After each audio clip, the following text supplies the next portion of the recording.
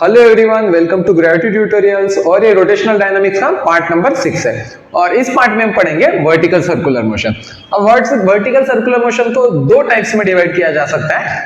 पहला तो है कंट्रोल, दूसरा है अनकंट्रोल्ड। कंट्रोल सर्कुलर मोशन का एग्जांपल हो सकता है गाइंट व्हील। गाइंट व्हील मतलब जो आप आकाश पढ़ने पे बैठते हो और जिसका स्पीड आप देख रहे होगे कैसा होता है, कांस्टेंट स्पीड से घूमते रहता है, कांस्टेंट स्पीड से ऐसे ऐसे ऐसे ऐसे घूमते रहता है। उसको हम क्या कहते हैं? उसको हम कहते हैं कंट्रोल सर्कुलर मोशन। उस केस में स्पीड चेंज नहीं होता है क्योंकि एक्सटर्नल फैक्टर से उसको कंट्रोल किया जाता है। अनकंट्रोल्ड सर्कुलर मोशन मतलब कैसा हो सकता है? जिस केस में उसकी स्पीड जो है वो ग्रेविटेशनल फोर्स से गवर्न होगी। तो आपने क्या किया, एक धागे से पत्थर बांध दिया और ऐसे घुमा दिया उसको और छोड़ दिया। उसके बाद तो क्या होगा, वो कुछ इस तरह से गोल गोल चक्कर काटेगा। अभी जब वो ऊपर जाएगा तो उसकी स्पीड क्या हो जाएगी? कम हो जाएगी, और जैसे जैसे नीचे आएगा उसकी स्पीड क्या होगी? बढ़ते जाएगी। तो इसी तरह के सर्कुलर मोशन को यहाँ पे अनकंट्रोल्ड में हम पढ़ेंगे। तो उसमें भी हम दो टाइप्स करेंगे जिनको हम यहाँ पे पढ़ेंगे। पहला तो हमने स्ट्रिंग से अटैच करके घुमा सकते हैं, दूसरा रॉड से अटैच करके घुमा सकते हैं।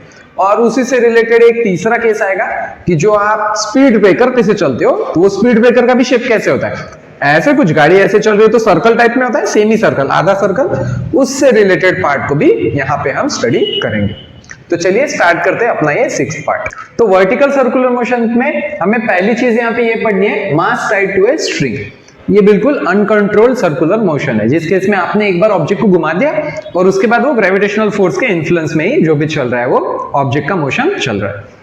चलो, तो इस केस में मैंने क्या कर दिया है, एक स्ट्रिंग से एक m मास का ऑब्जेक्ट जो कि बहुत छोटा है, पॉइंट ऑब्जेक्ट है, उसको टाई कर दिया और उसको क्या कर दिया है, घुमा दिया। ठीक है, किस डायरेक्शन में घुमाया है? तो इस डायरेक्शन में घुमाया। और इसके करस्पॉन्डिंग कुछ अलग अलग पॉइंट्स को मैं नाम दे रहा हूं। टॉप मोस्ट पॉइंट को नाम दिया है ए, वैसे ही लोअर मोस्ट पॉइंट को नाम दिया है बी। और फिर यहाँ पे हॉरिजॉन्टल लेवल पे जो दो पॉइंट्स है जो कि कितनी हाइट पे है, बी से कुछ आर हाइट ऊपर है, उनको मैं नाम दे रहा हूं सी और डी। तो हम यहाँ पे एक चीज निकालने की कोशिश करें, वो है मिनिमम वेलोसिटी। इन सारे पॉइंट पे कितनी मिनिमम वेलोसिटी हो ताकि सर्कल क्या हो जाए, कंप्लीट हो जाए। ऐसा ना हो कि मेरा ऑब्जेक्ट यहाँ पे आके कुछ नीचे गिर जाए, ऐसा नहीं हो, उसी को अवॉइड करने की हम कोशिश करें।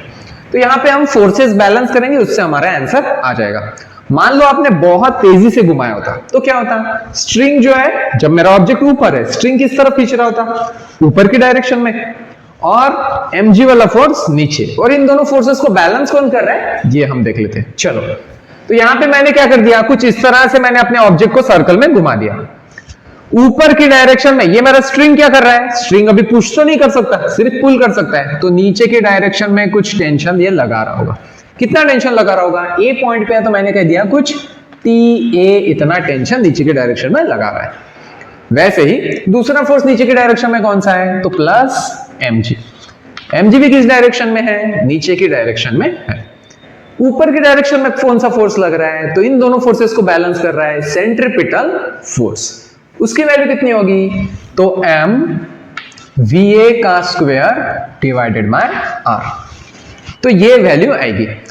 ऐसे भी आप सोच सकते हो कि ये जो दोनों फोर्सेस है नीचे जो लग रहे हैं वो किसका काम कर रहे हैं, तो ये सेंट्रीपिटल फोर्स का काम कर रहे हैं। तो सेंट्रीपिटल फोर्स सेंटर की तरफ होगा और ये दोनों फोर्सेस से बना होगा। तो आप ऐसे भी लिख सकते हो TA प्लस mg कितना होगा, m va square by r। आप सेंट्रीपिटल फोर्स के टर्म्स में सोचो या फ्यूगल फोर्स के टर्म्स में सोचो, दोनों ही सेम ही आएगा। चलो, तो यहाँ पे हम क्या फाइंड करने की कोशिश कर रहे हैं, मिनिमम वेलोसिटी। अभी देखो, मान लो आप बहुत तेजी से घुमा रहे हो तो क्या होगा, स्ट्रिंग में काफी तनाव आ जाएगा और आप स्पीड जैसे जैसे कम करोगे टेंशन क्या होगा, कम होते जाएगा। हम ऐसे पॉइंट का स्टडी कर रहे हैं जब स्ट्रिंग में टेंशन बिल्कुल ही नहीं है, आपका ऑब्जेक्ट आ रहा है और यहाँ पे काफी कम वेलोसिटी है, इतनी कम है कि उसकी वजह से स्ट्रिंग में तनाव ही नहीं आ रहा है, टेंशन बिल्कुल नहीं है। तो उस केस में मैं बता रहा हूँ, जो चाहता हूं आपको कि TA की वैल्यू कितनी हो जाए, TA की वैल्यू 0 हो जाए। ठीक है, तो उस केस में कौन कौन बैलेंस कर रहा होगा, mg जो फोर्स है वो सेंट्रीफ्यूगल फोर्स को बैलेंस कर रहा होगा, बस यही। तो यहाँ पे TA की वैल्यू मैंने 0 रख दी। क्या मिल रहा है मुझे, mg equals to m va square divided by r। m और m कैंसिल हो जाएगा, मुझे क्या मिलेगा, तो va स्क्वायर की वैल्यू मिल रही है, va square equals to rg, या फिर va की वैल्यू कितनी मिलेगी, रूट अंडर rg। ये वैल्यू मुझे मिल जाएगी। तो ये कौन सी वैल्यू है, ए पॉइंट पे कौन सी वेलोसिटी है, तो इसको हम कह सकते हैं ये मिनिमम वेलोसिटी है। कम से कम इतनी वेलोसिटी तो होनी ही चाहिए ए वाले पॉइंट पे, ताकि वो क्या करे, मेरा ऑब्जेक्ट सर्कल कंप्लीट करे। वरना क्या होगा, अगर आप बहुत धीरे से फेंकोगे तो क्या होगा, हो सकता है कि यहां तक आए आपका ऑब्जेक्ट और यहाँ पे वेलोसिटी अगर खत्म हो जाएगी तो ऐसे नीचे गिर जाएगा, सीधा ऐसा आएगा आधे तक और नीचे गिर जाएगा। मुझे वैसा नहीं चाहिए, क्या चाहिए कि पूरा सर्कल कंप्लीट करे, और सर्कल कंप्लीट करने के लिए क्या होना चाहिए, इतनी वेलोसिटी, मिनिमम इतनी वेलोसिटी वीए वाले पॉइंट पे तो होनी ही चाहिए। इससे कम होगी तो क्या होगा, तो एग्जैक्टली सर्कल नहीं करेगा, कुछ इस तरह से आके ऐसे भी गिर सकता है, वो भी हमें अवॉइड करना है, इसलिए इतनी वेलोसिटी होनी ही चाहिए। दूसरा हम निकालेंगे सी और डी पे कितनी मिनिमम वेलोसिटी होनी चाहिए।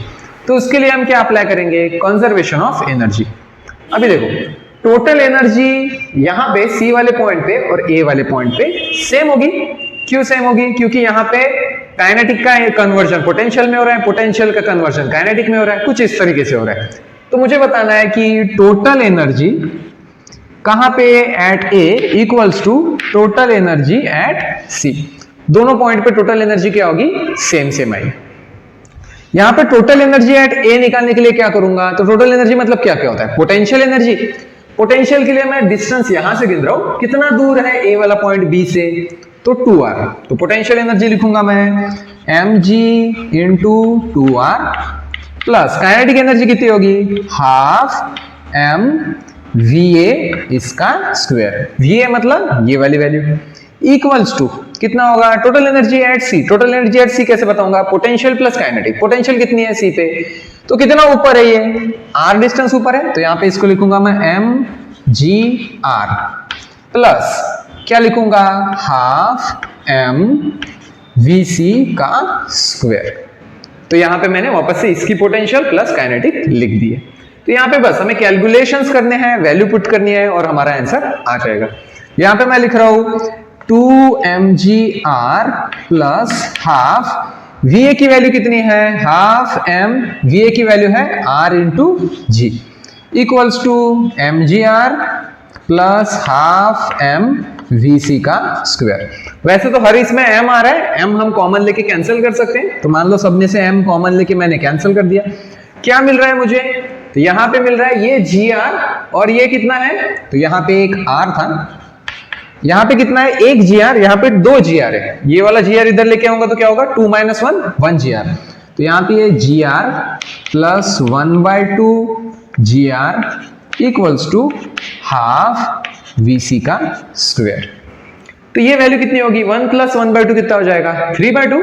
तो ये वैल्यू मैं यहां पे लिख रहा हूं 3/2 rg इक्वल्स टू क्या लिखूंगा, हाफ vc का स्क्वायर। तो यहां से आप देख सकते हो ये 2 कैंसल, क्या मिल रहा है मुझे, vc square equals to 3gr।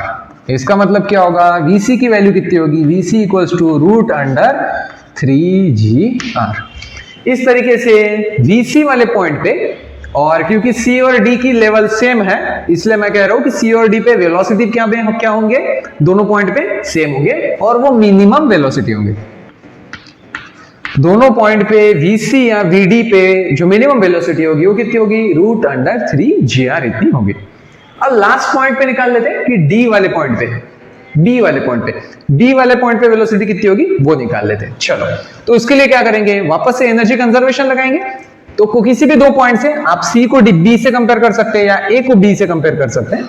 मैं लिख रहा हूं यहाँ पे total energy at a equals to total energy at b।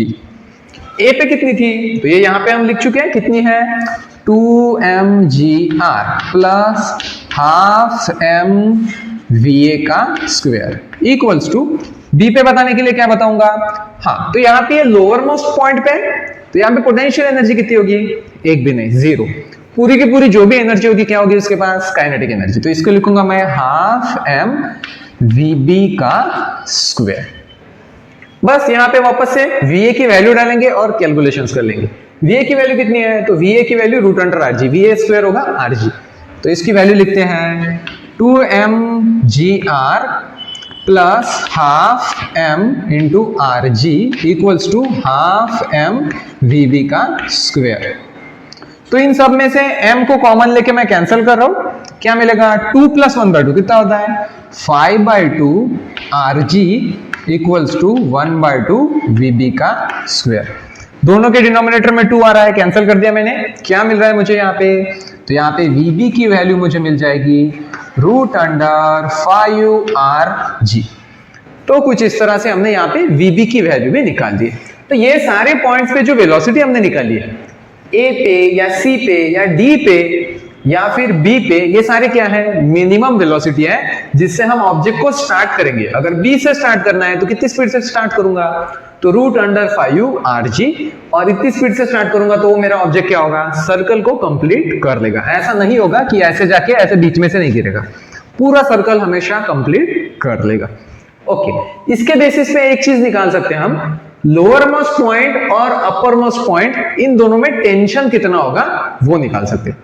तो देखो, लोअर मोस्ट पॉइंट पे जब आ गए ना अपन, तो सेंट्रीपिटल फोर्स किस डायरेक्शन में होगा, तो सेंट्रीपिटल फोर्स तो ऊपर के डायरेक्शन में होगा, ठीक है। और क्या होगा, ऊपर की डायरेक्शन में कौन सा फोर्स लग रहा है, तो यहां पे कुछ टेंशन लग रहा होगा TB इतना टेंशन लग रहा है। नीचे की डायरेक्शन में कौन सा फोर्स लग सकता है, तो आप उसको सेंट्रीफ्यूगल फोर्स कह सकते हो। सेंट्रीफ्यूगल फोर्स नीचे की डायरेक्शन में होगा, और नीचे की डायरेक्शन में क्या है mg है। तो यहां पे मुझे अगर TB की वैल्यू बतानी होती, TB बताना होता टेंशन इन B, तो कैसे बताता मैं, तो नीचे के डायरेक्शन में कौन से फोर्स लग रहे हैं, तो एक तो सेंट्रीफ्यूगल फोर्स mVB का square divided by r plus, और नीचे के डायरेक्शन में कौन लग रहा है, तो ग्रेविटेशनल फोर्स, उसकी वैल्यू कितनी बताऊंगा mg। चलो, तो यहाँ पे VB की वैल्यू यहां से पुट करेंगे और देखते हैं क्या आंसर आता है। तो यहाँ पे वैल्यू डाल रहा हूं मैं, m इंटू VB की वैल्यू कितनी डालू, √5Rg, तो VB स्क्वायर डाल लूंगा into 5Rg divided by r, ये r और r cancel, plus mg। Value कितनी आ रही है, तो 5mg प्लस mg कितना होता है 6mg। तो मुझे पता चल रहा है जब मेरा थ्रेड जब B वाले पोजीशन में, तो थ्रेड में कितना ज्यादा टेंशन आ रहा है, तो यहाँ पे तो एक भी टेंशन नहीं आ रहा था, A वाले पॉइंट में तो एक भी टेंशन नहीं आ रहा था, पर जब वो लोअर मोस्ट पॉइंट पे पहुंच गया तो उसके वजन के ही 6 गुना ज्यादा टेंशन आ रहा है। मतलब स्ट्रिंग के टूटने की संभावना सबसे ज्यादा इस पार्ट में होगी। अब हम एक चीज निकालेंगे कि टेंशन में डिफरेंस TB माइनस TA, तो वो कितना हो जाएगा, तो TB पे टेंशन कितना है 6mg, TA पे टेंशन कितना था, या A वाले पॉइंट पे टेंशन कितना था, तो वो 0 था। इसका आंसर कितना आ जाएगा 6mg। तो यहाँ पे मैंने ये भी निकाल लिया कि ये पॉइंट और ये पॉइंट, ये दोनों पॉइंट में टेंशन में डिफरेंस कितने का होगा, तो टेंशन में जो डिफरेंस होगा वो 6mg का होगा। सेकंड पार्ट में पढ़ेंगे इसके हम मास टाइड टू ए रॉड। मान लो प्रीवियस केस ही है, पर प्रीवियस केस में हमने क्या कर दिया था, यहाँ पे स्ट्रिंग टाई किया था, यहाँ पे कुछ चेंजेस करे, स्ट्रिंग की जगह हमने क्या कर दिया, रॉड अटैच कर दिया। अब देखो, अब स्ट्रिंग के केस में प्रॉब्लम ये था कि यहाँ पे आके अगर वेलोसिटी 0 के करीब आ जाती तो क्या हो जाता, मेरा ऑब्जेक्ट तो नीचे गिर जाता।